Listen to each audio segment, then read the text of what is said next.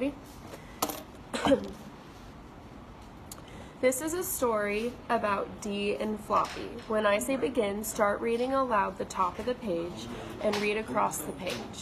Try to read each word. If you come to a word that you don't know, I'll tell it to you. Be sure to do your best reading, okay? Okay. Okay, start when you're ready. Dee had a little dog whose name was Floppy.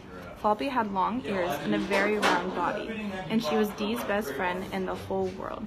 This is why Dee was so sad the night Floppy left. She called and called for Floppy, but it was no use. It was very strange that the dog was gone.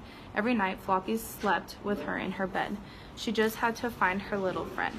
The next day, Dee got help from her friends. Everybody searched high and low, calling Floppy's name everywhere they went. They looked under benches, under cars, and in the woods near the park by the lake. Floppy was not in any of her favorite places. Dee was getting very worried about her. She decided to put up signs with pictures of Floppy. The signs described the dog and explained where to begin if she was found. Meanwhile, everyone kept looking while the sun got lower and lower. By evening, Floppy was still missing, and everybody had to stop. Dee did not feel hungry at dinner. She was sitting and thinking sadly.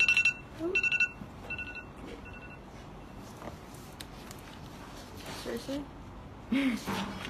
Okay.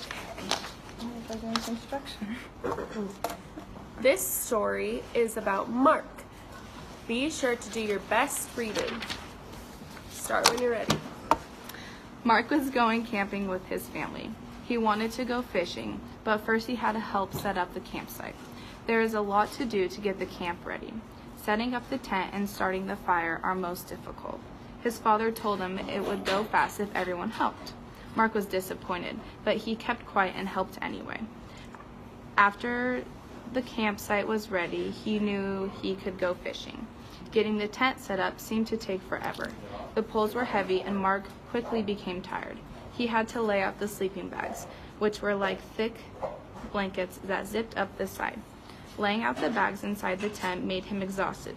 He rested for a moment and then headed for lunch. Next, Mark had to help his mother prepare the food. No fire was needed, so that saved some time, and sandwiches and sodas tasted delicious. He ate quickly, thinking of the fish they would catch for dinner. His family sure took a long time eating their lunch. Being able to go fishing was so close.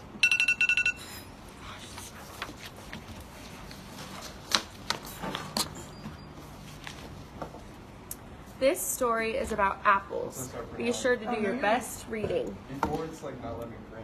Start when you're ready. My class went on a field trip to an apple farm. It was a fundraiser, which meant we would earn money by picking apples. The money we earned would go to a family. They had lost everything when their house caught fire. The family could use the money to buy new clothes and new furniture. My class wanted to earn $500 for their family.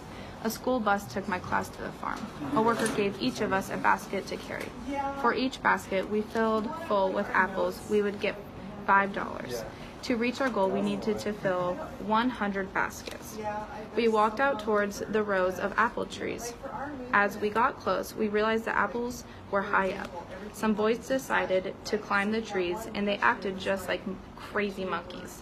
My best friend stood on my shoulders to reach the apples.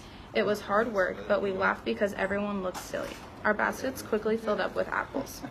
I heard a noise and turned to see what it was. A tractor drove towards us, pulling a wagon full of hay. Instead of walking back, my class...